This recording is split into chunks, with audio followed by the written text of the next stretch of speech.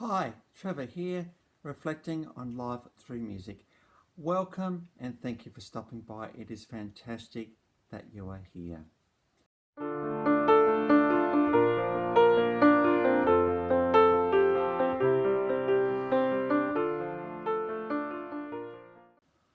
Well, I trust you enjoyed my last mini series on the holistic, all encompassing musical composition genius of Richard Wagner as music strived and strived and strived for perfection, building and building and building.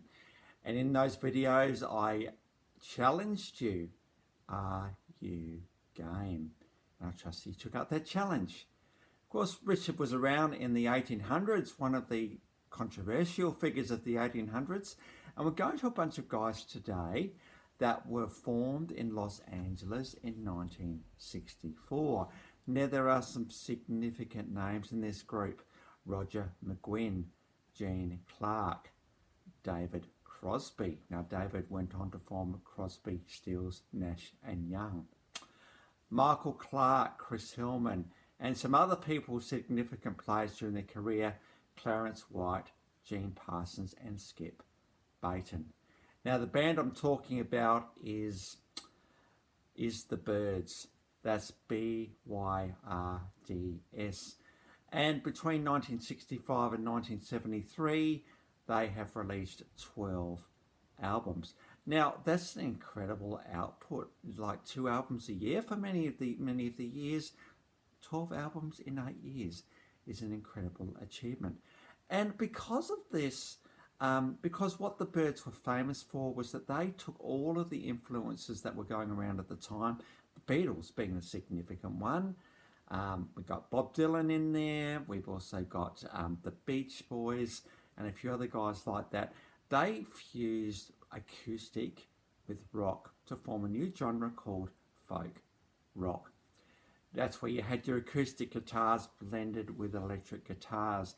In the case of the Byrds, it was a Rickenbacker guitar, which became quite a famous sound for the Byrds. And because of that, they were kind of influential when they were around, very much indeed. And of course, if you are going to be singing folk music, you've got to be able to sing really, really well, and you've got to be able to sing in harmony really, really well. And these guys are exceptional vocalists when they sing together. I think the case in bands like this is when you have a very rich, lush, creative environment. It's not going to take long, perhaps, before creative differences come to the fore, and they need to kind of go their separate ways. Now, David Crosby being a classic example of Crosby, Stills, Nash and Young. His career was actually substantial after the Byrds. They were inducted into the Rock and Roll Hall of Fame in 1991. And I think it was kind of nice because the 5 of them came back to perform live at the Rock and Roll Hall of Fame. So that was really, really cool to see that happen. Well, there's a couple of songs I really wanted to focus on today. And when I first heard a Byrds song, it was the song Mr. Tamborine Man, Play a Little Song for Me. Now, this song was written by Bob Dylan, obviously master songwriter, American songwriter, but it was the Byrds that really brought this song to life. And I'm thinking what Mr. Tamborine Man is about. I'm thinking, well, the 2 lines, Mr. Tamborine Man, play a little song for me. It's almost like the listener is saying, hey, play a song for me. I need a bit of a lift. And so you can do that for me. And the word tambourine is there, like tambourine's like celebratory as well. Another way of looking at it could be that, well, look, now particularly Bob Dylan being the songwriter of this song is saying, look, I'm writing songs that are kind of okay, and I want to change the world with the songs that I am writing.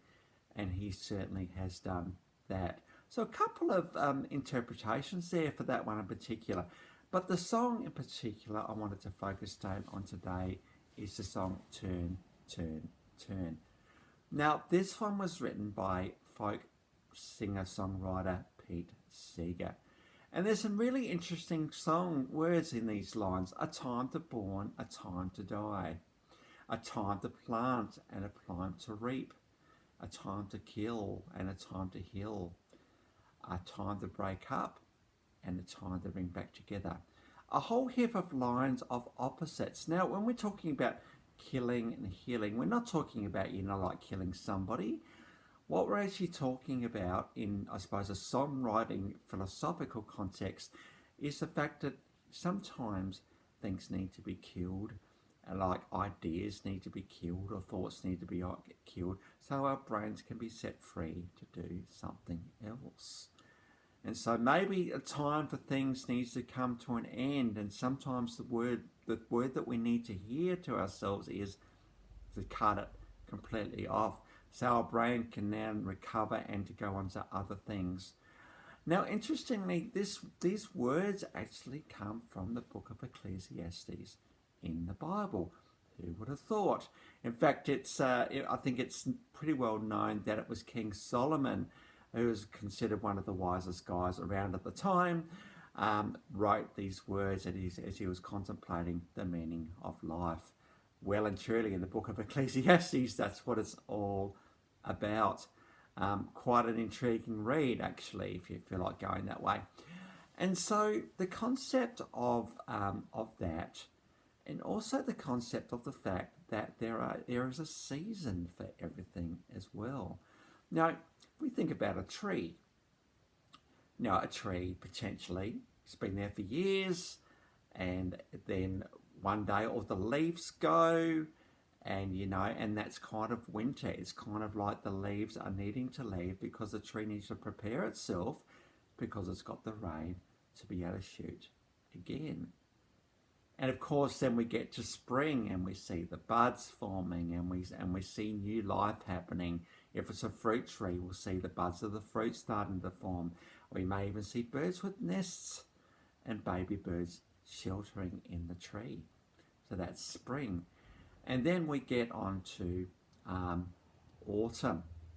Actually, we might get on to summer next. And summer is kind of when trees are their shadiest. They've had the rain, they've had the preparation, and now they're blossoming in all their glory to provide shade to the world. And then that moves on to autumn, and the leaves gradually change colour to the rich yellows and browns, and eventually they fall off. Something really, really cool about autumn, I'm finding, is that we have this awesome colour in autumn time.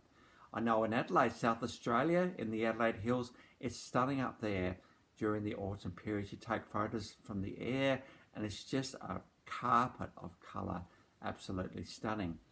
Another place in Victoria called Bright is also famous for its autumn colours, and so quite amazing to see that, and amazing to think of trees actually going through this change and bringing life to the world. And then we get back to winter again. So that's kind of in a tree context. I suppose in a human being context too, we can look at life a bit like this.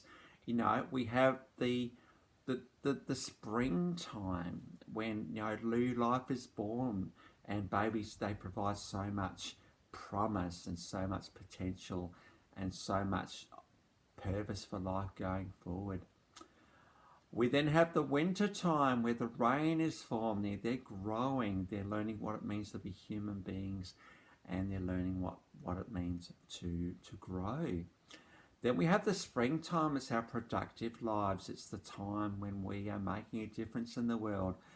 We are trying to make our own mark on the world in the springtime.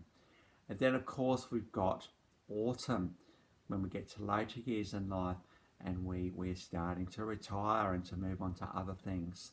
And then, of course, we have winter at the end. We may experience all of those seasons at any time of our lives. Autumn can come at any time, winter can come at any time, spring can come at any time, and summer can come at any time. This is the way that life is. But I suppose the challenge of this song today, particularly if you are in the autumn years of your life, you might have retired or about to retire, and you think, well, I'm just going to sit back and take it easy. Well, yeah, you can do that, but you know what? The world needs your wisdom. The world needs your insights. The world needs your experience. The world might even need your mentoring in your small part of the world, because you have got life you can impart to others. And if we think about the autumn context, which is full of colour and full of amazing sights and sounds, certainly a person who has had life experience can bring colour into other people's worlds. Very, very fortunate when we get older to be able to do that, to able to impart life into other through words which are hopefully wise and hopefully needed. I suppose for me, I'm very fortunate at the moment to be able to do that in the capacity as a professional mentor. And so it's lovely to be able to pass on hopefully helpful words to those who need them, while at the same time being present and engaging with them about where they are at. So just because we're retired, or even if we're in the winter years, there doesn't mean that life is necessarily finished with you yet. We always have more things that we can impart to the younger generations. We always do. And younger generations out there, give older people a go, because they are experienced, they have life experience. They remember what it was like when they were your age, and they can impart some wisdom to you. We all need a little help as we go through life, well and truly. This is what the song Turn, Turn, Turn is encouraging us to do today. There are some very wise words in the book of Ecclesiastes, very wise words which have been inspired into this song written by Pete Seeger. So, if you might be 60, 70 years old, you may not be walking as quick as you used to.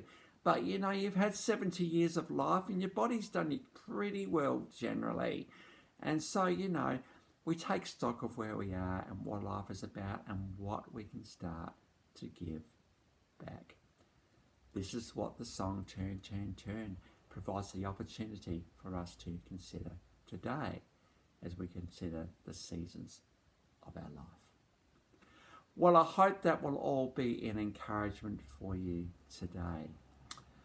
That's all I ever want these videos to be, is an encouragement. And if one person is touched through these videos, I've achieved what I wanted to achieve. So great for coming on board. Well, on to the clips, and both of these clips are actually live, so it's great to actually see that. We do have Turn, Turn, Turn.